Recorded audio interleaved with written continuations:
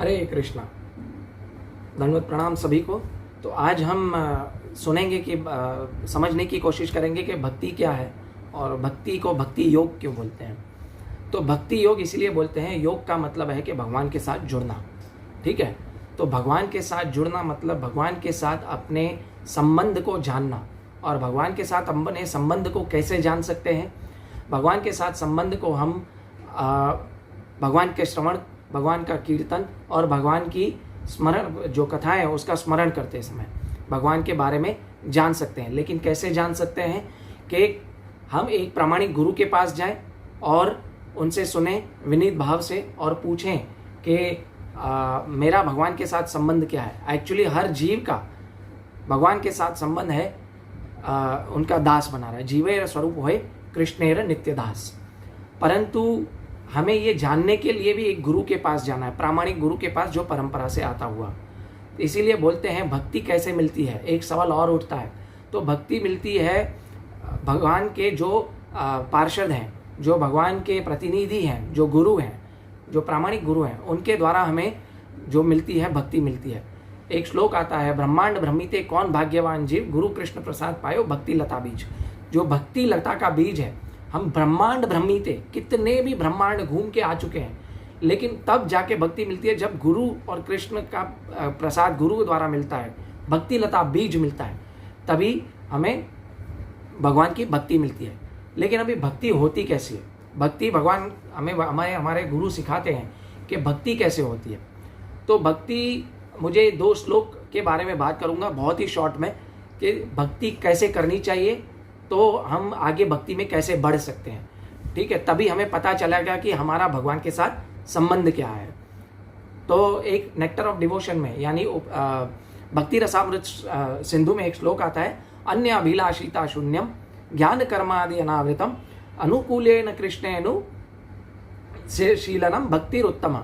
यानी अन्य अभिलाषिता शून्यम, यानी हमें किसी भी और अभिलाषी नहीं करनी चाहिए, कोई भौतिक वस्तु की अभिलाषा नहीं करनी चाहिए कि मैं ये बन जाऊं, मैं वो बन जाऊं, ठीक है, मुझे ये करना है लाइफ में।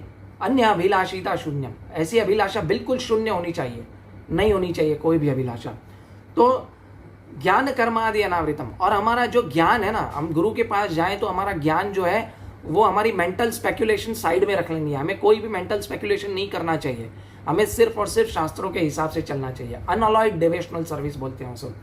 अनुकूलेन कृष्णेनु, यानी अनुकूलेन कृष्णेनु का मतलब क्या है? कि जो भगवान की भक्ति के लिए जो अनुकूल है और भगवान कृष्ण को जो है ना सेंस को जो ये करता है, भगवान कृष्ण के जो इंद्रियों को प्रसन्न करता है, ऐसे कार्य करने चाहिए। अनुकूलेन कृष्णेनु, यानी अनुकूलस्य संकल्प प्रतिकूलस्य वर्जनम, यानी भगवान कृष्ण की भक्ति के लिए जो अनुकूल है, जैसी भी परिस्थिति हो, चाहे वो हमारे कंफर्ट जोन के बाहर हो, तो अनुकूल्यस्य संकल्प वो हमें ग्रहण करना चाहिए। प्रतिकूलस्य वर्जनम, यानी ऐसी स्थिति को हमें स्वीकार नहीं करना चाहिए जो भगवान कृष्ण के भक्ति के लिए अनुकूल ना हो। ठीक है, शीलनम भक्ति उत्तम, यानी ऐसी जो वस्तु है, ऐसा हम करेंगे तो वो भक्ति के लिए हमारे साथ उत्तम है, वो हमें आगे बढ़ाएगी भक्ति के लिए।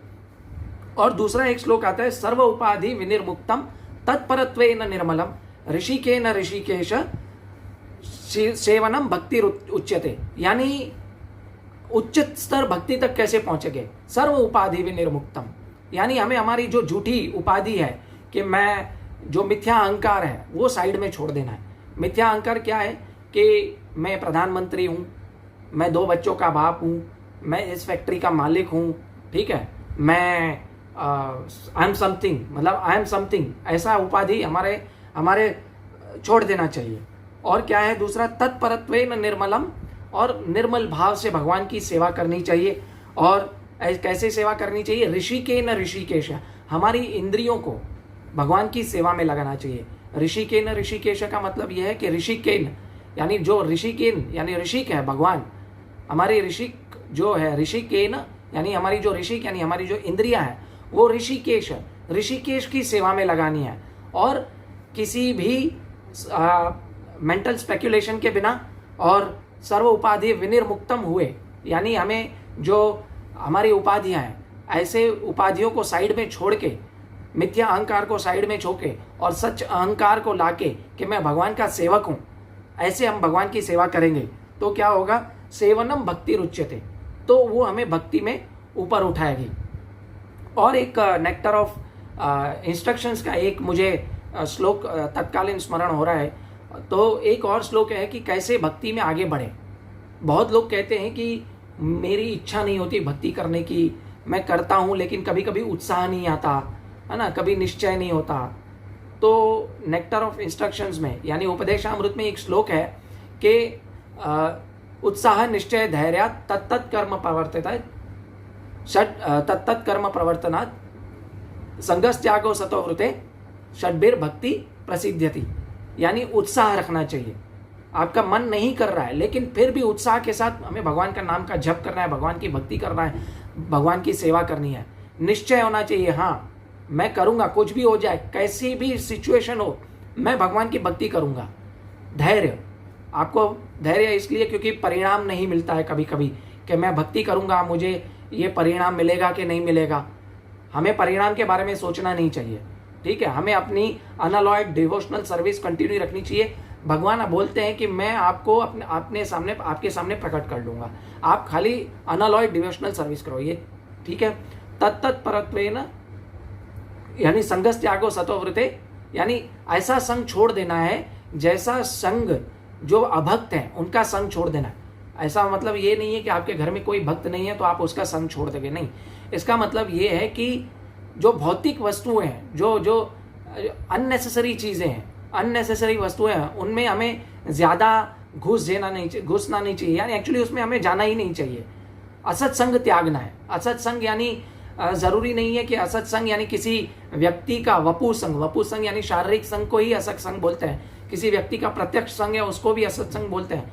सिर्फ वो असत्संग नहीं होता। आजकल देखिए कि जो मोबाइल में लोग गेम्स देख रहे हैं, मोबाइल में गंदी गंदी चीज़ें देख रहे हैं, मोबाइल में हो जैसे गेम्स हैं, बहुत कुछ सारी चीज़ें, इंटरनेट है, सोशल मीडिया है, तो उसमें जो कुछ भी आपके लिए अनुकूल नहीं है, अनुकूल्य स संकल्प प्रतिकूलस्य वर्जनम, यानी इंटरनेट में और सोशल मीडिया का इतना ही इस्तेमाल करें जितना आपको भक्ति में आगे बढ़ने की जो सहायता करे। तो ऐसा असत्संग हमें त्यागना है। ज़रूरी नहीं है वो प्रत्यक्ष संग हो, वो चाहे इंटरनेट हो, वो चाहे गेम के माध्यम से हो, वो किसी भी तरह का संग हो, ऐसा असत्संग हमें क्या करना है, त्यागना है।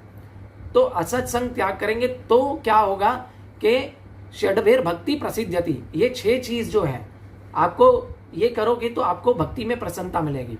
उत्साह निश्चय धैर्य का एक मौन रूपा प्रभु बहुत ही अच्छा एग्जाम्पल देते हैं कि उत्साह निश्चय और धैर्य यानी एक घर में अगर एक बहुत सारी मिट्टी हो, बहुत सारे टाइम के बाद हमने एक घर खोला और मिट्टी हो, तो झाड़ू लगा के हम झाड़ू लगाएंगे तो मिट्टी और ज़्यादा दिखेगी। तो और ज़्यादा दिखेगी तो क्या हम वो झाड़ू छोड़ के भाग जाते हैं? नहीं, हम उस घर को क्लीन करने का उत्साह होता है, निश्चय कर लेते हैं। और धैर्य है, भाई अभी नहीं, 4 घंटे 6 घंटे 10 घंटे 15 घंटे 1 दिन 2 दिन लगेगा, लेकिन घर साफ हो जाएगा। इसी तरह हम जब भगवान का नाम जप करते हैं तो हमारे अंदर करोड़ों जन्मों का पाप है, ठीक है। तो उस पाप को निकालने के लिए जब भी हम भगवान का नाम जप करते हैं तो ये बहुत सारी चीज़ें हमारे मन में आती है। तो हमें माला छोड़ देनी नहीं चाहिए। माला में हमें भगवान का जप करना चाहिए, भगवान का कीर्तन सुनना चाहिए, भगवान के बारे में प्रचार करना चाहिए, ठीक है। तो ये भक्ति करने का एक विधि है। तो भक्ति योग जो है वो ज्ञान और ध्यान योग से सर्वश्रेष्ठ है। वो ज्ञान योग, ध्यान योग और भक्ति योग, ये तीनों का कंपैरिजन हम अगले वीडियो में करेंगे। हरे कृष्णा, दंडवत प्रणाम। कृपया आप इस चैनल को सब्सक्राइब करें ताकि बहुत लोगों को ये मैसेज पहुंच सके और लोग डिप्रेशन से बाहर आ सकें और लोग कृष्ण भावनामृत बन सकें। हरे कृष्णा।